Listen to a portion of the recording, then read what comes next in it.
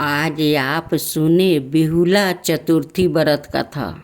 बिहुला चतुर्थी व्रत से संबंधित एक बड़ी ही रोचक कथा प्रचलित है। जब भगवान विष्णु का कृष्णा रूप में अवतार हुआ तब उनकी लीला में शामिल होने के लिए देवी देवताओं ने भी गोपियों का रूप लेकर अवतार लिया।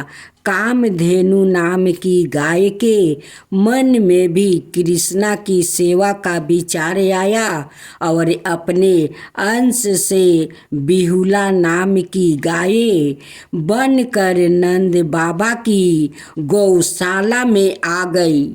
भगवान श्री कृष्णा का बिहुला गाय का बड़ा स्नेह था। एक बार श्री कृष्णा के मन में बिहुला की प्रतीक्षा लेने का विचार आया। जब बिहुला वन में चर रही थी तब भगवान सिंह रूप में प्रकट हो गए। मौत बनकर सामने खड़े सिंह को देखकर बिहुला भयभीत हो गई, लेकिन हिम्मत करके सिंह से बोली, हे वनराज, मेरा बछड़ा भूखे है। बछड़े को दूध पिलाकर मैं आपका आहार बनने वापस आ जाऊंगी। सिंह ने कहा कि सामने आया आहार को कैसे जाने दूं? तुम वापस नहीं आई तो मैं भूखी रह जाऊंगा। बिहुला ने सत्य और धर्म की शपथ लेकर कहा कि मैं अवश्य वापस आऊंगी। बिहुला की शपथ से प्रभावित होकर सिंह बने श्री कृष्णा ने बिहुला को जाने दिया। बिहुला अपने बछड़े को दूध पिलाकर वापस वन में आ गई।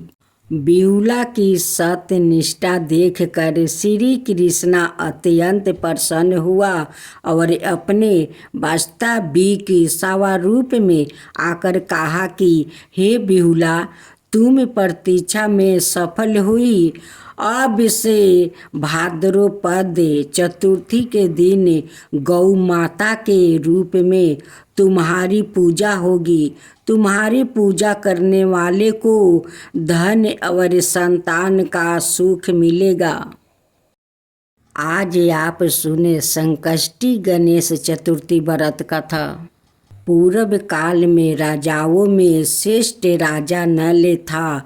उसकी रूपवती रानी का नाम दमयंती थी। श्रापवश राजा नल को राज चतु खोना पड़ा और रानी के वियोग से कष्ट सहना पड़ा।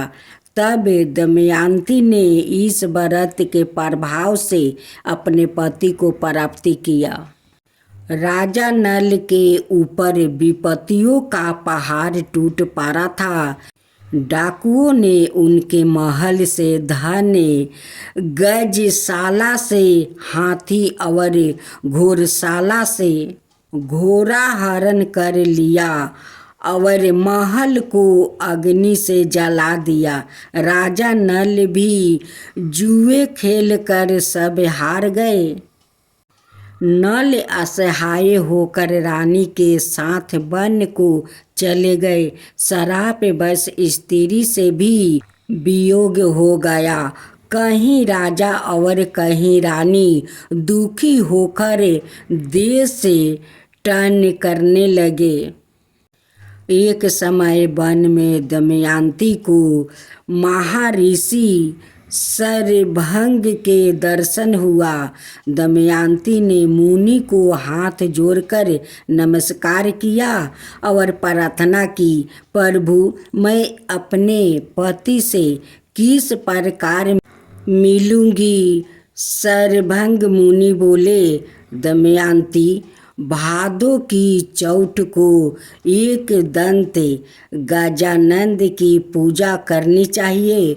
तुम भक्ति और श्रद्धा पूर्वक गणेश चौथ का व्रत करो, तुम्हारे स्वामी तुम्हें मिल जाएंगे।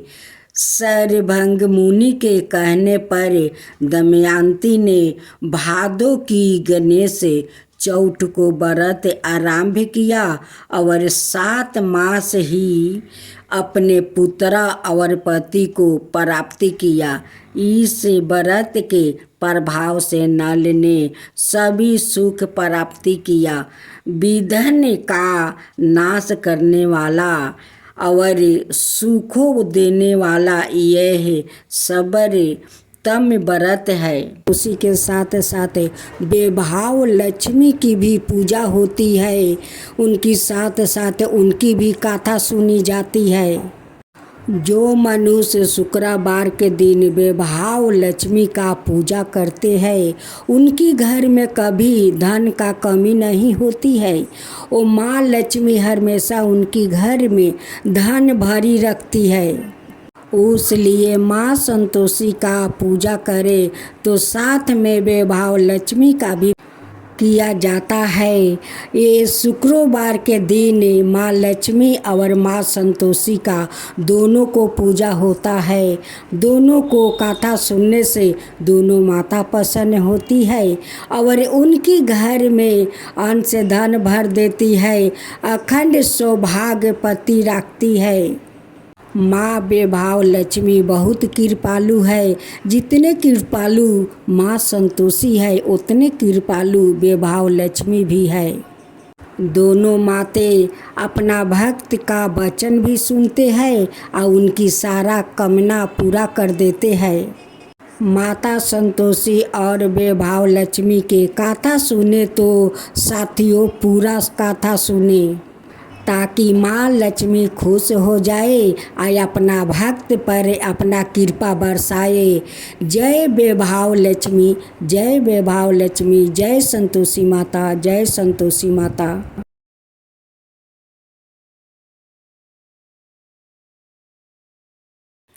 आज आप सुने गणेश जी की खीर की कहानी।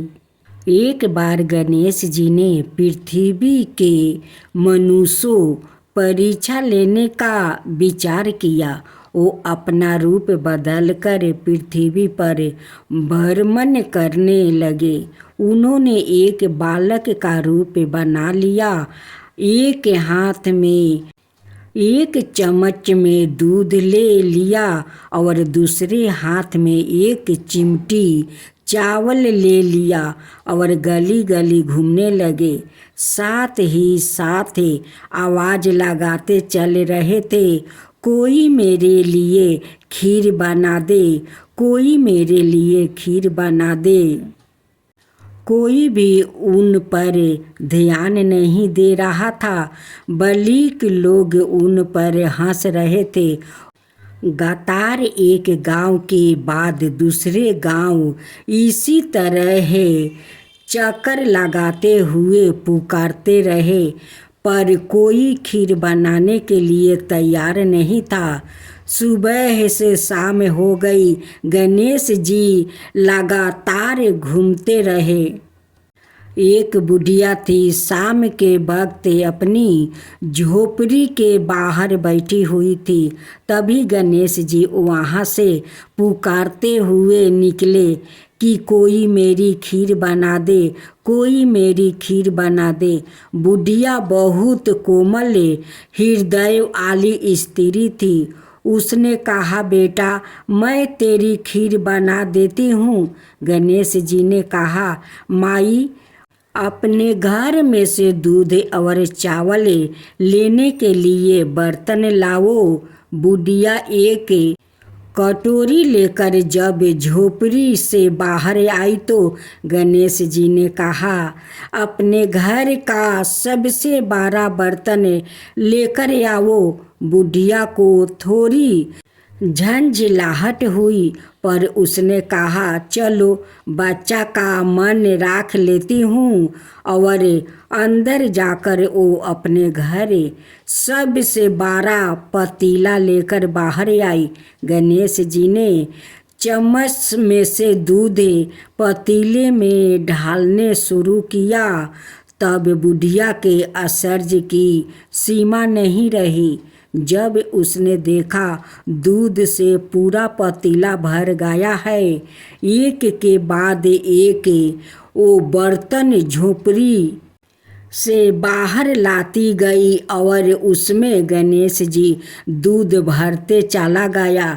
इस तरह से घर के सारे बर्तन दूध से लबलाब भर गया। गणेश भगवान ने बुढ़िया से कहा, मैंने स्नान करके आता हूँ, तब तक तुम खीर बना लो, मैं आपस आकर खाऊंगा। बुढ़िया ने पूछा, मैं इतनी सारी खीर का क्या करूँगी? इस पर गणपति जी बोले, सारे गांव को दावत दे दो। बुढ़िया ने बड़े प्यार से मन लगाकर खीर बनाई। खीर की भीनी भीनी मीठी मीठी खुशबू चारों दिशाओं में फैल गई। खीर बनाने के बाद वो हर घर में जाकर खीर खाने का न्योता देने लगी। लोग उस पर हंस रहे थे। बुढ़िया के घर में खाने को दाना नहीं और यह सारे गांव को खीर खाने की दावत दे रही है। लोगों को कतहूल हुआ और खीर की खुशबू से लोग घींचे चले आ गए। लो सारा गांव बुढ़िया के घर में इकट्ठा हो गया। जब बुढ़िया की बहू को दावत की पता मालूम हुई तो तब वो सबसे पहले वहाँ पहुँच गई। उसने खीर से भरे पतीलों को जब देखा तो उसके मुंह में पानी आ गया। उसे बड़ी जोर से भूख लगी हुई थी। उसने एक कटोरी में खीर निकाल ली और दरवाजे के पीछे बैठकर खाने की तैयारी करने लगी। इसी बीच एक जूठा गिर गया और गणपति जी को भोग लाग गया और वो प्रसन्न हो गए। अब पूरे गांव को खाने की दावत देखकर बुढ़िया वापस अपने घर आई तो उसने देखा बालक वापस आ गया था।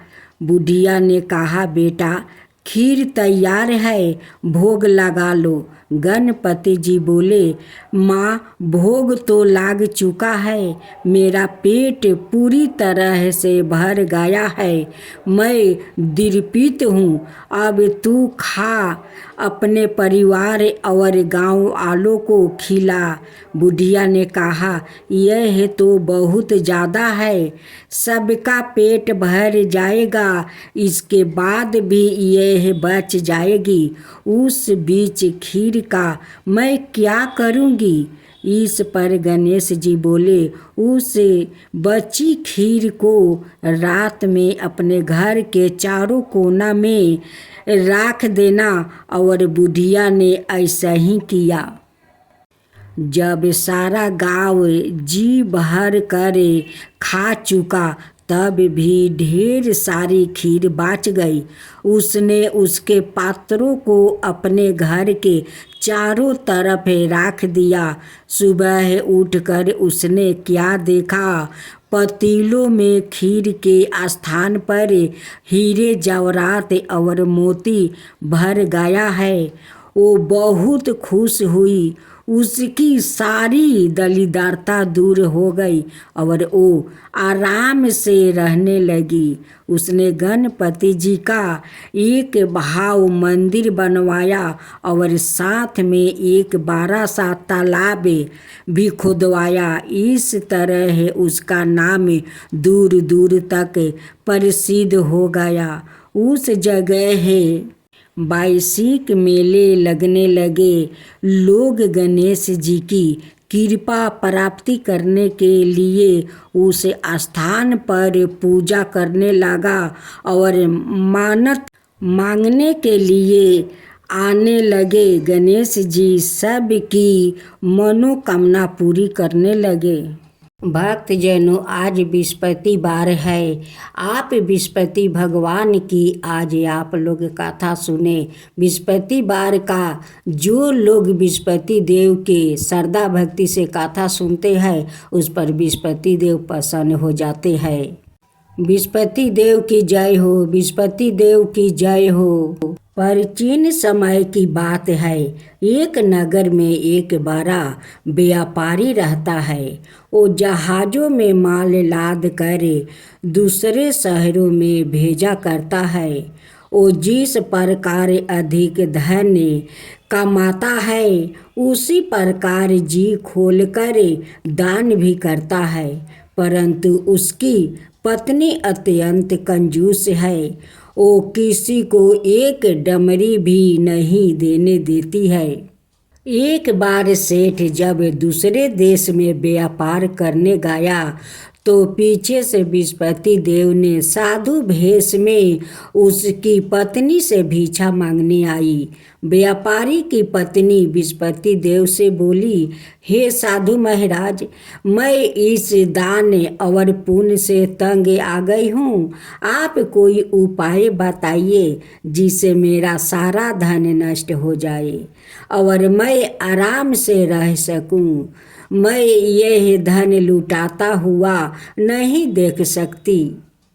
बृहस्पति देव ने कहा, हे देवी, तुम बड़ी विचित्र हो। संतान और धन से कोई दुखी होता है। अगर अधिक धन है तो इसे शुभ कामों में लगाया करो। कुंवारी कन्याओं का विवाह करवाओ, विद्यालय और बाग बगीचा का निर्माण करवाओ। ऐसे पुण्य कार्य करने से तुम्हारा लोक परलोक सार्थक हो सकता है। परंतु साधु की इन बातों से व्यापारी की पत्नी को खुशी नहीं हुई। उसने कहा, मुझे ऐसा धन की आवश्यकता नहीं है जिसे मैं दान दूं।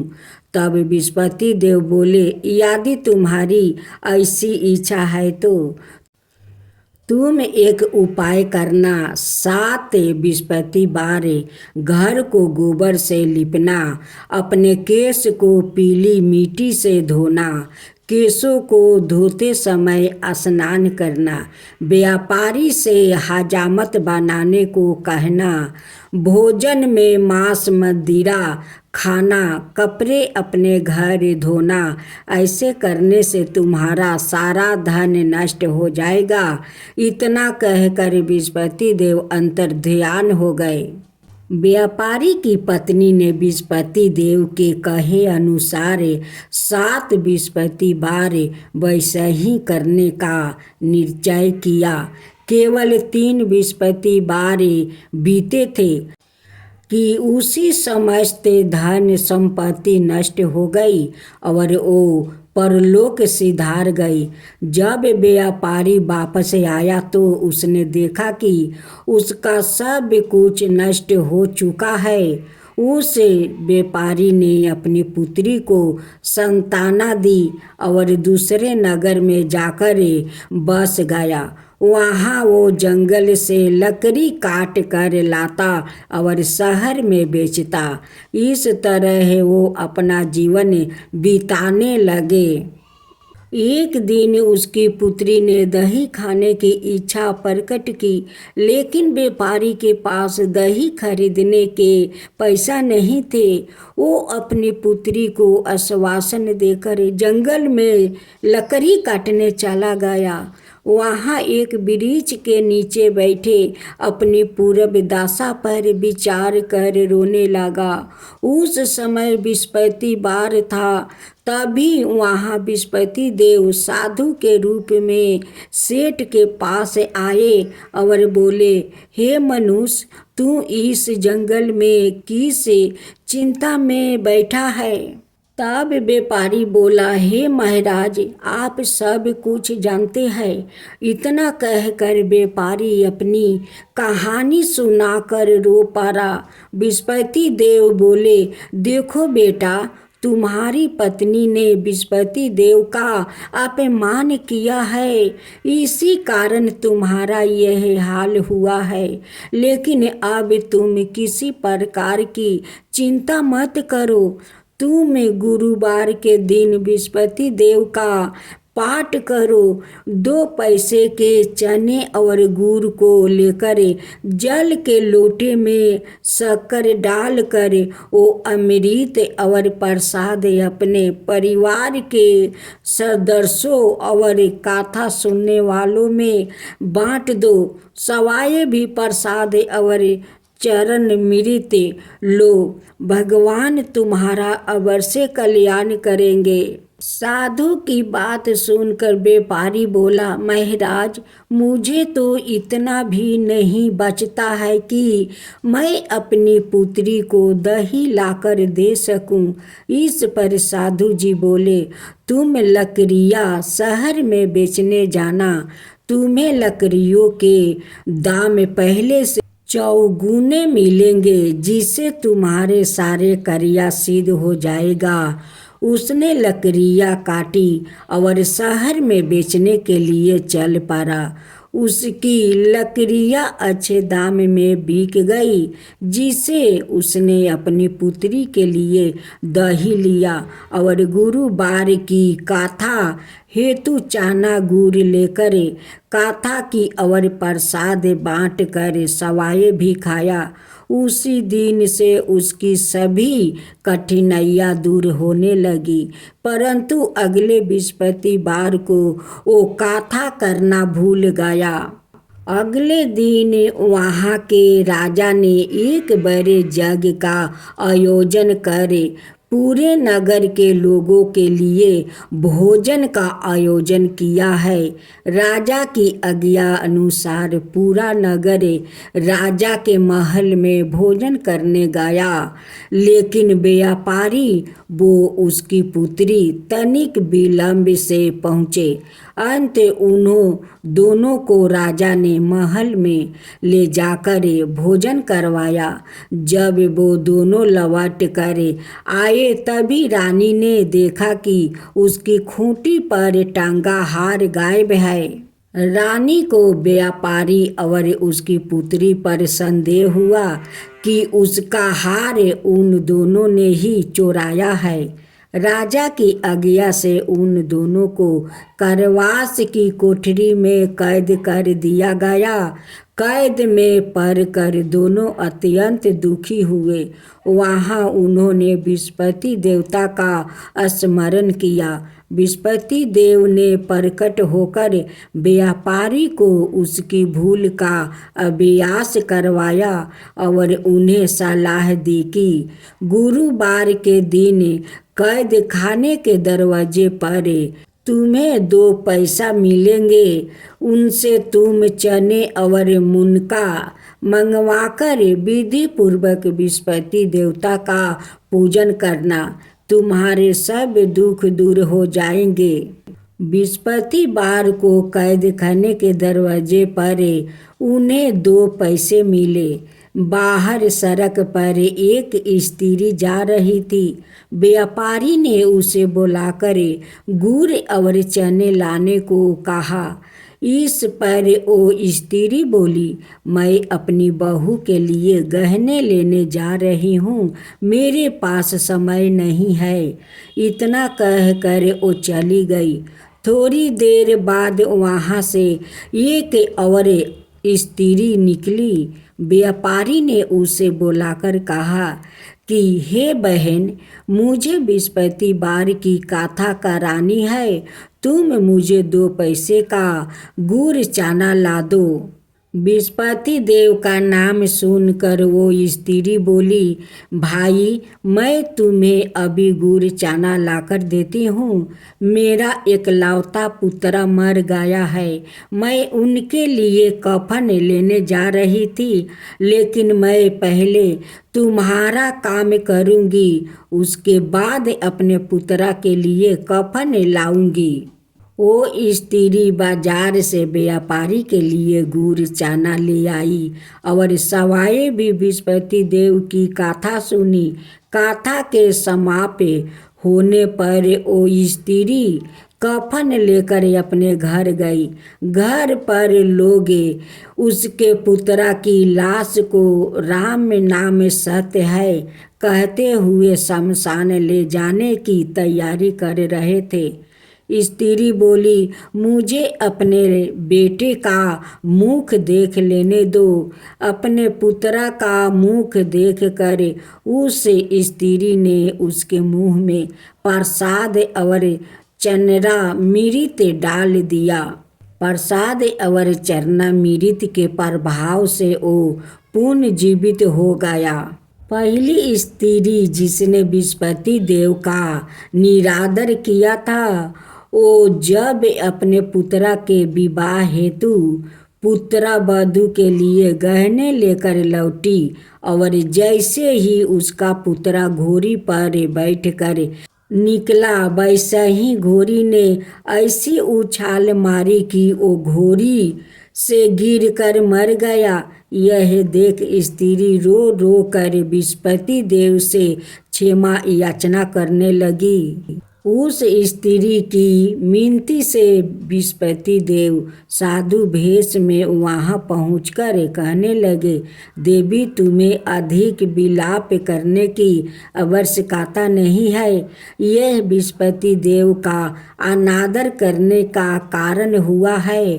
तुम वापस जाकर मेरे भक्त से क्षमा मांगकर कथा सुनो, तब ही तुम्हारी मनोकामना पूरी होगी। जेल में जाकर उस स्त्री ने व्यापारी से माफ़ी मांगी और कथा सुनी। कथा के उपरांत वो प्रसाद और चरणामृत लेकर अपने घर वापस गई। घर आकर उसने चरणामृत अपने मृत्यु पुत्रा के मुख में डाली। चरणामृत के प्रभाव से उसका पुत्रा भी जीवित हो उठा। उसी रात बृहस्पति देव राजा के सपने में आया और बोले, हे राजन, तुम जिस व्यापारी और उसके पुत्री को जेल में कैद कर रखा है वो बिल्कुल निर्दोष है। तुम्हारी रानी का हार वही खूंटी पर टांगा है। दिन निकला तो राजा रानी ने हार खूंटी पर लटका हुआ देख कर राजा ने उस व्यापारी और उसकी पुत्री को रिहा कर दिया और उन्हें आधे राज्य देकर उसकी पुत्री का विवाह ऊंचे कुल में करवाकर दहेज में हीरे जवाहरात दिया। ओम जय बृहस्पति देवा, जय बृहस्पति देवा, छिन छिन भोग लगाऊं के दली फल मेवा। ओम जय बृहस्पति देवा, जय बृहस्पति देवा। तुम पुराण परिमत माँ तुम अंतर्यामी, जगत पिता जगदीश्वर तुम ही सबके स्वामी। ओम जय बृहस्पति देवा, जय बृहस्पति देवा। चरणामृत निज निर्मल सबके पातक हरता, सकल मनोरथ दायक कृपा करो भक्तो। ओम जय बृहस्पति देवा, जय बृहस्पति देवा। तन मन धन अर्पण कर जो जन शरण पारे, प्रभु प्रकट तब हो करे आकर दुआरे खरे। ओम जय बृहस्पति देवा, जय बृहस्पति देवा। दीन दयाल दया निधि भक्तन हितकारी, पाप दोष सब हरता भाव बंधन हारी। ओम जय विष्णुपति देवा, जय विष्णुपति देवा। सकल मनोरथ दायक सब संशय हरो, विषय विकार मिटाओ संतन सुखकारी। ओम जय विष्णुपति देवा, जय विष्णुपति देवा। जो कोई आरती तेरी प्रेम सहित गावे, जेठाय नंदय नंदन कर सो निश्चय पावे। ओम जय विष्णुपति देवा, जय विष्णुपति देवा। सब मिलकर बोलो विष्णुपति भगवान की जय, विष्णुपति देव की जय।